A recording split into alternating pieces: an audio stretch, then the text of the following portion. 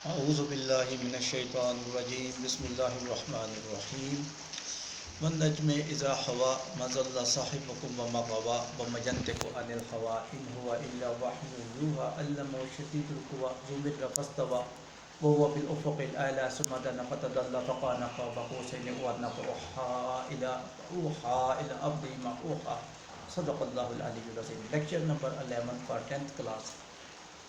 Lot of patients are going to hospitals to remove the urine by machine dialyzer. You are listening these words that some patients are going to hospital for dialysis. Reason because their kidneys are not properly working, and to remove nitrogenous waste products urea machine is required because kidneys are not properly working. Here you have to note that when kidneys stop 100% function, then you cannot bring the patient to hospital for dialysis. Reason is that dialyzer machine will not work if kidneys are not working completely. Partly kidneys are working, but partly machine will help. If 100% kidneys are not working, the machine will not help. Such patient, when kidneys are not working completely, and that condition of the patient is called end stage renal disease. End stage renal disease, and name of this disease is uremia, uremia, uremia. Two type of dialyzers are being used in the world. I'm not talking about the Pakistan. In Pakistan, which method is being applied, I will tell you later on. But first of all, I will tell you what are the two methods to remove the nitrogenous waste products from the blood artificially without kidney.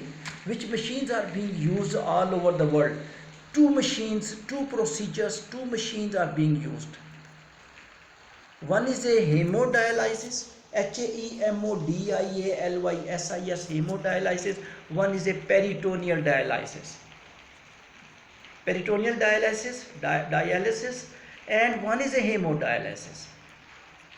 Look here, this is a peritoneal dialysis. It is a quite risky one. Reason because one by one, step by step, I will tell you the procedure of this one. That peritoneal cavity, what is the peritoneal cavity? Abdominal cavity, almost your abdominal cavity where the kidneys are situated. Told you, you are 2-story, 3-story buildings. One is a thoracic cavity, top floor, and the lower floor, the ground floor, you can say that is the peritoneal cavity. That is the peritoneal cavity, abdominal cavity. Why this is a risky one? Because you are entering a fluid. I have to name this fluid. This fluid is called dialysis fluid, and it comes from a machine dialyzer. But in this process, dialyzer is not required. You will enter dialysis fluid directly into the peritoneal cavity. I will show you. I will indicate you later on. First of all, I am telling you the outline of this procedure. Then I will pinpoint the structure wise and morphologically you will be able to understand where this process is being occurring.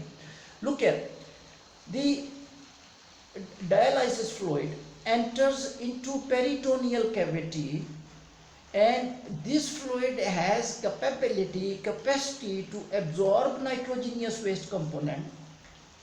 Reason is that its ingredients are made in such a way that is without nitrogenous waste component. Inside blood capillary, nitrogenous waste components are present, and some chemicals are being added in dialysis fluid which can attract the urea molecule. So urea molecule will enter by two ways, from high concentration to low concentration.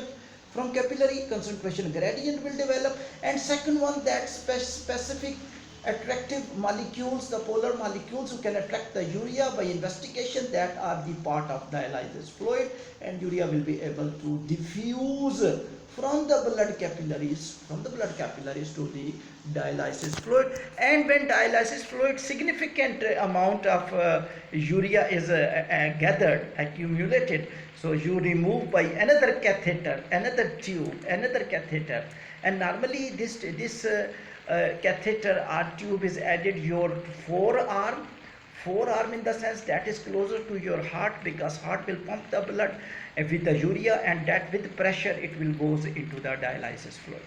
This is a peritoneal cavity, risky one. So from where the dialysis fluid is coming, it is coming dialysis fluid, and dialysis fluid is coming, it is going into the body, look at dialysis fluid is going into the body, and this is that dialyzing fluid is entering into the peritoneal cavity,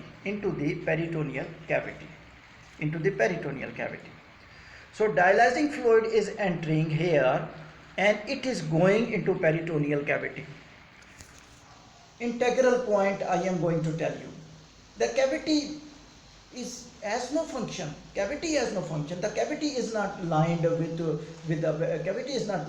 blood. So there is no blood in the cavity of abdominal cavity.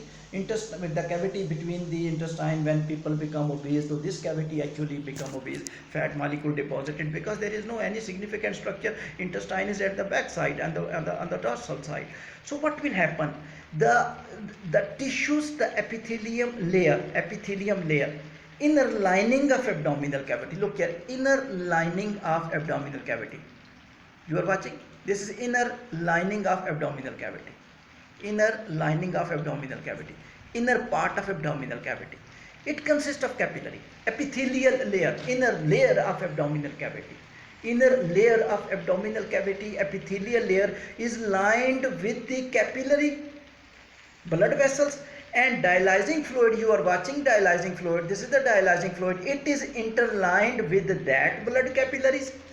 And blood capillaries, you studied circulatory system in the last class, that capillaries are the only vessels of the circulatory system which consist of the pores in which the blood pressure is very less.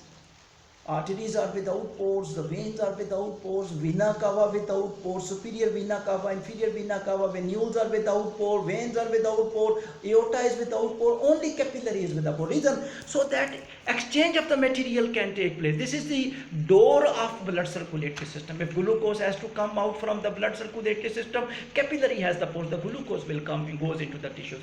Similarly, the urea has to come out from these capillaries which are lining the abdominal cavity, and they are just here present.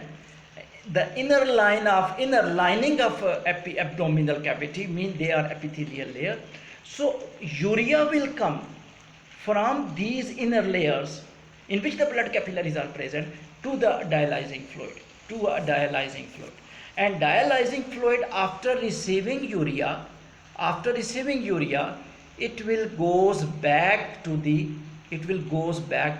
dialyzing fluid, and drainage system is also there, mean that now you will fresh dialyzing fluid you will enter.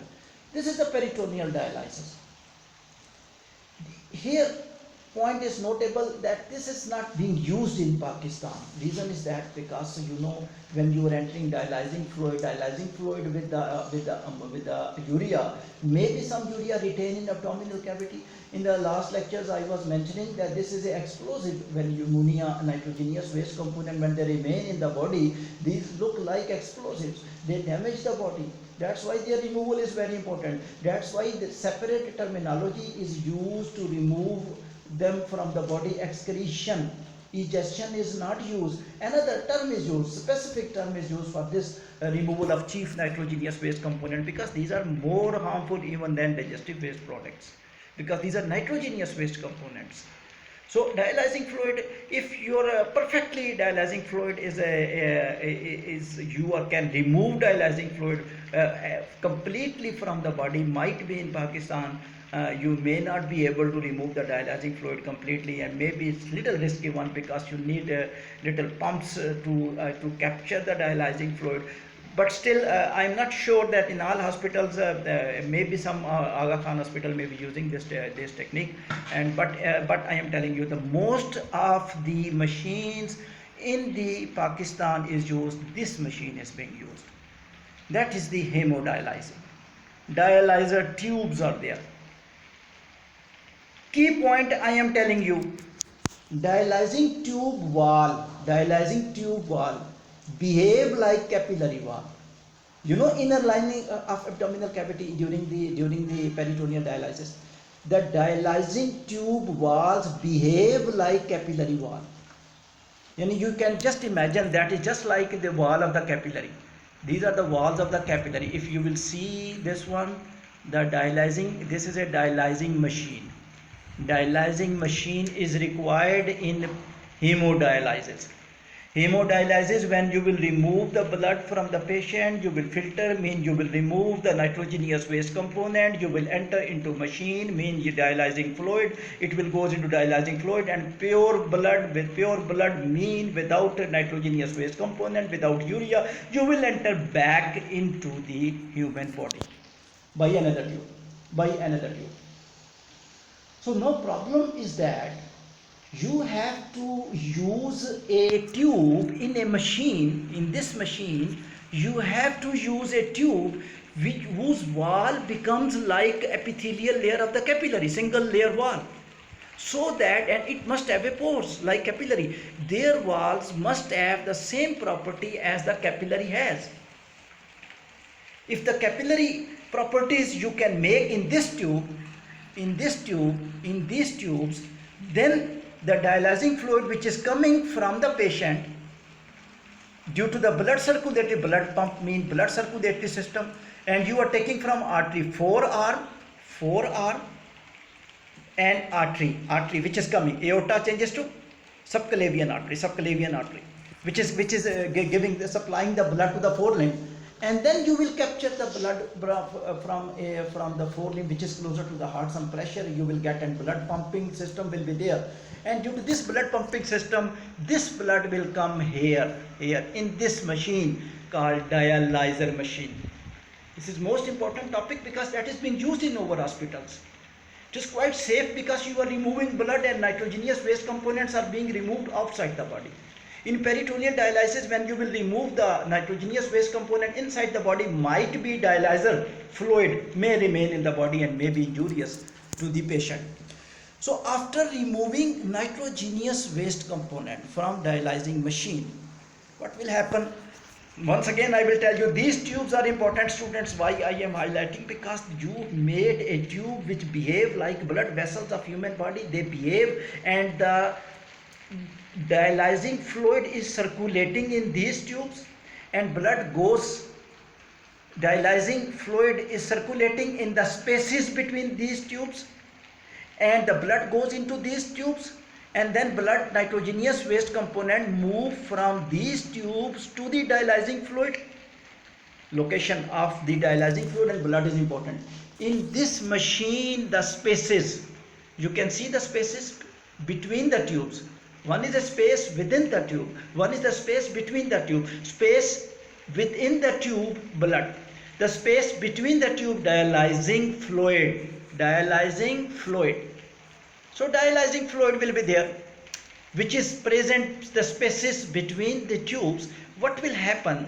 The spaces between the fluid, dialyzing fluid, has the capacity, has the power to attract the nitrogenous waste component, urea, from the dialyzing tube, from the dialyzing machine or dialyzer, and it will enter, nitrogenous waste component will enter into the dialyzing fluid due to attraction, and when it will enter, then remaining blood, pure blood, this is the pure blood now coming. This is the pure blood coming. You can see this is the pure blood. So pure blood will enter into the patient forearm by the help of the veins. Once again, subclavian vein will be the vein you will enter. So by this way you will be able to filter the blood. Once again I will tell you, you will remove the blood. The details of this dialyzer is in the second year, and the basic concepts I have given you, and complete information I will keep giving with the passage of the time, but according to your syllabus, these informations are very important which I provided you. So what will happen when you are removing the blood from the patient, it will go into the tubes inside dialyzer. These tubes are dialyzing tubes, dialyzer tube, the dialysis tubes, the dialyzer tubes, several names were being given. and these tubes have the walls exactly the same as the wall of the blood vessels, and the space between them, the dialysis fluid is present. Dialysis fluid you are giving from the outside, and dialysis fluid will attract the nitrogenous waste component, and remaining blood will be the pure, because the basic objective of the dialyzing machine is that you will remove the nitrogenous waste component urea, and after filtering the blood you will enter the blood once again into the body by another catheter, by another. So you will enter into the vein, because vein will go to the heart, and heart will pump the pure blood without nitrogenous waste component, because your body need fresh blood without nitrogenous waste component. One question you may ask, sir, nitrogenous waste component is dangerous, so what is the symptom normally when you kidneys are not working and nitrogenous waste component become more in the body? It affects the nervous system directly. So the patient becomes coma. A lot of the patients of dialysis, they become a coma if they will not go to the patient, they will not go to the hospital, and dialyzing machine are not properly working. So therefore, one another treatment of